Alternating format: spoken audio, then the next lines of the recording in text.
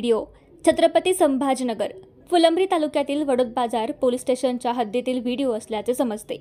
घोडा बैल टांग्यावर काही युवक रोज रात्रीच्या वेळी बैल यांना बेदम मारहाण करतात। निर्णय युवक व घोडा मालक चालक त्या संबंधितांवर कारवाई करून गुन्हा दाखल व्हावा।